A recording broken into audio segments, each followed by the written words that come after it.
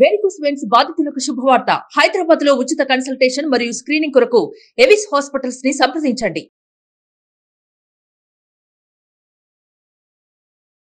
First of all ఎపిసోడ్లోకి వెళ్లే ముందు classes గురించి ఇన్ఫర్మేషన్ అందరూ అడుగుతున్నారు. ఎక్కడెక్కడ నిర్వహించబోతున్నారు, డేట్స్ ఏంటని ఒకసారి వాటి గురించి.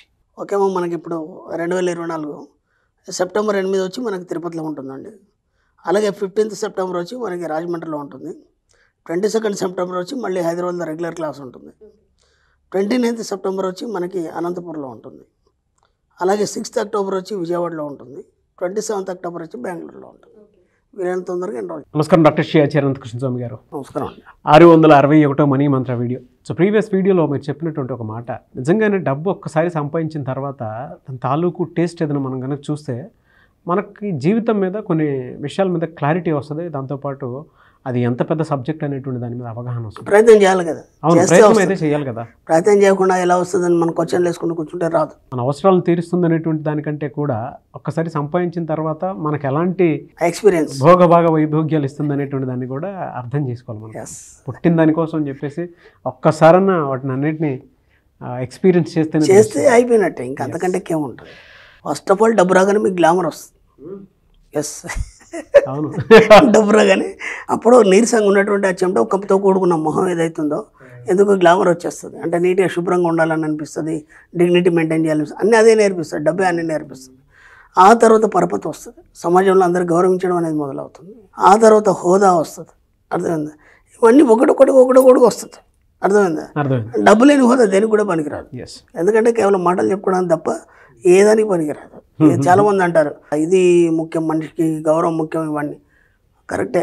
ఎంతమంది కూడా నేను ఎన్నో ఎగ్జాంపుల్స్ చెప్పాను. గొప్ప గొప్ప వాళ్ళ జీవితాలు చివరి క్షణాల్లో ఎంత ఆర్థిక ఇబ్బందులు పడుతూ చచ్చారు, కనీసం వాళ్ళని ఆదుకునే వాళ్ళు లేరు. అవును. కాబట్టి ఎప్పుడైనా డబ్బే అవసరం, పుట్టినప్పుడు కానీ చచ్చే ముందైనా సరే ఎప్పుడు డబ్బుతోనే కూడి ఉండండి. వీలైనంత డబ్బు సంపాదించేయండి. 661 మనీ మంత్ర వీడియో.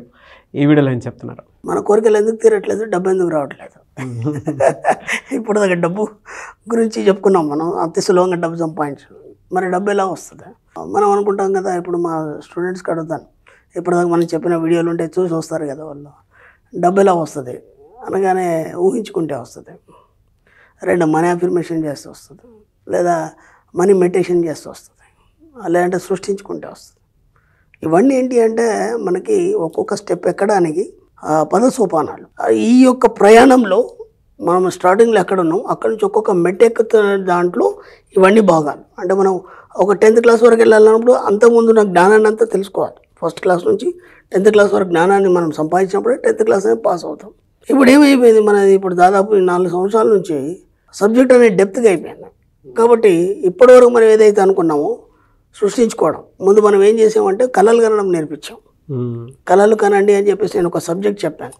ఎలాంటి కళలు కనాలి, ఆ కళలు ఎంత హ్యాపీగా ఉండాలి, ఆ కళలతో నువ్వు ఎలా జీవించాలి, ఎలా మమేకం అవ్వాలి. ఓకేనా? అది అయిపోయింది. ఆ తర్వాత సృష్టించుకోవడం నేర్పాం. సృష్టించుకోవడం అంటే ఊహించుకోవడం. నువ్వు ఏదైతే సృష్టిస్తున్నావో దాన్ని ఊహ చేసినప్పుడు మాత్రమే నీ జీవితంలో సాధ్యమవుతుంది. కాబట్టి అది డబ్బు కావచ్చు, సంపద కావచ్చు, ఐశ్వర్యం కావచ్చు, ఏదైతే ఉందో దాన్ని ఒక విజన్ బోర్డు మీద సృష్టించుకొని దాన్ని పదే చూడాలని చెప్పాం. ఓకేనా? ఇలా మనం స్టెప్ బై స్టెప్ చెప్తూ వచ్చాము.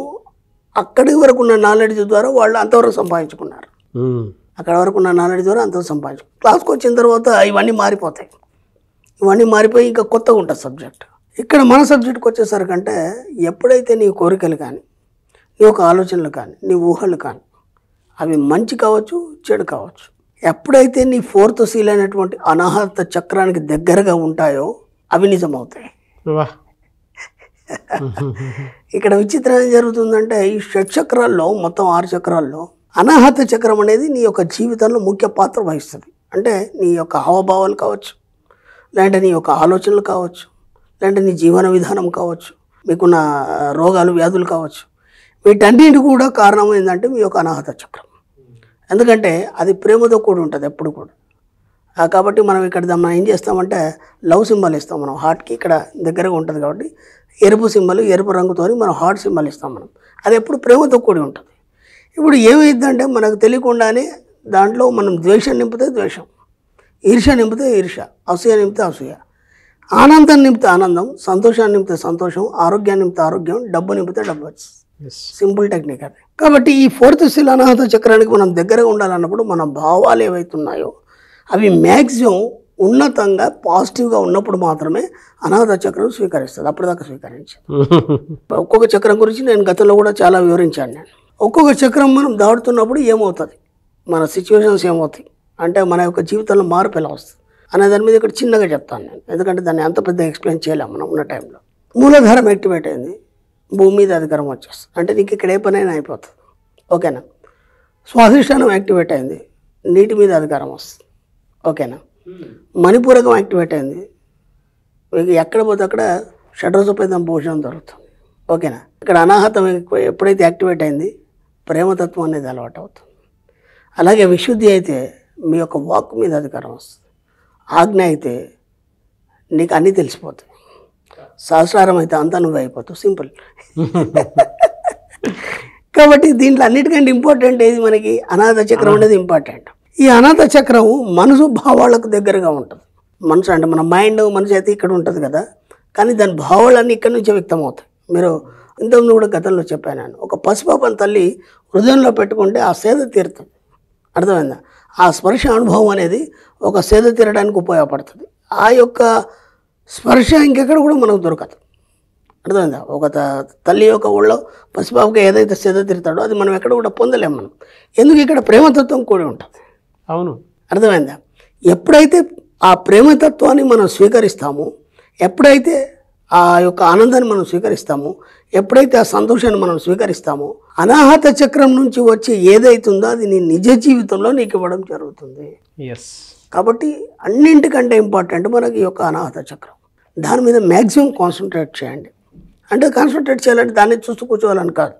సింపుల్గా మీరు ఏం చేస్తారంటే పాజిటివ్ని అలవాటు చేసుకోండి. దాంతోపాటు సంతోషాన్ని వెలిపించండి. అంటే ఇతరుల పట్ల కావచ్చు, మీ జీవితంలో ప్రతి దాని పట్ల. అందుకే దాన్ని మనం ఏం చెప్పామంటే కృతజ్ఞత అని చెప్పాం. ఓకే. కృతజ్ఞత కలిగి ఉండాలి ప్రతి. దానివల్ల ఏమవుతుందంటే మీ మనసు సాటిస్ఫాక్షన్ అవుతుంది. అప్పుడు ఇది యాక్టివేట్ అవుతుంది. ఓకేనా. ఆ తర్వాత వీలైనంత ప్రేమను పంచండి. వీలైనంత పంచితే అంత రెట్టింపు పొందుతారు. అప్పుడు ఇది మళ్ళీ స్పందిస్తుంది. ఓకేనా. ఆ తర్వాత మీకు ఏమేం కావాలో అవి పంచండి. డబ్బు లేదు, డబ్బు పంచండి, ఇబ్బంది లేదు. ఓకేనా. ఎలా ఇవ్వాలనేది మనం చెప్పుకున్నాం. అప్పుడు ఇది స్పందిస్తుంది. నీ యొక్క ప్రతి స్పందనలకి నీకు ప్రతిస్పందించేది కేవలం అనాహత చక్రమే. ఆటోమేటిక్గా మీ జీవితంలో మీరు అనుకునేది సాధిస్తారు. డబ్బే కాదు, మీ కోరికలన్నీ కూడా నెరవేరుతాయి. ఎందుకంటే అంత ఇంపార్టెన్స్ ఉంది అనాహత చక్రానికి. మిగతా చక్రాలు మనకు అవసరాలు తీరుస్తాయి, కానీ ఇది నీకు జీవితాన్ని ఇస్తుంది. నువ్వు అనుకున్న కోరికలన్నీ తీర్చగలుగుతుంది. కాబట్టి ఆ ఫోర్త్ సెల్ ఏదైతుందో దాన్ని మీకు యాక్టివేట్ చేయాలంటే జస్ట్ దాని పట్ల ఊహలు, ఆలోచనలు కలిగి ఉండి ప్రేమతత్వాన్ని, ఆనందాన్ని, సంతోషాన్ని పంచండి. ఆటోమేటిక్గా అది యాక్టివేట్ అయిపోతుంది. యాక్టివేట్ అయిపోతుంది. గ్రేట్ అండి. ఎస్. చాలా మంచి నాలెడ్జబుల్ పాయింట్స్ ఉన్నాయి. అంటే ఎలా నెరవేరుతాయి మన కోరికలు? కోరికలు ఎలా నెరవేరుతాయి, ఎందుకు నెరవేరట్లేదు ఇప్పటివరకు అంటే మనం దాంట్లో ద్వేషం నింపాం, అసూయ, ఈర్ష్య అవన్నీ నింపాం. వాటి తొలగిస్తే కదా, ఇప్పుడు డస్ట్ ఉంది దాన్ని తొలగిస్తే కదా అది ప్రేమతత్వాన్ని బయట ప్రసరణ చేస్తుంది. డస్ట్ ఉంది క్లీన్ చేస్తే కదా దాని యొక్క కాంతి అనేది బయటకు వస్తుంది. ఓ వజ్రం ఉంది రోడ్డు మీద పడిపోయింది, డస్ట్ ఉంది, ఎవరు గుర్తించారు అనుకోకుండా దాన్ని తీసి మనం కడిగితే దాని వాల్యూ తెలుస్తుంది. ఇది కూడా వజ్రం లాంటిది అనాథ చక్రం. ఒక్కసారి తీసి ఆ కాంతిని మీరు అనుభవించండి, అన్ని కోరికలు తీరిపోతాయి. Anyways thank you so much doctor Shriya Charan. Thank you.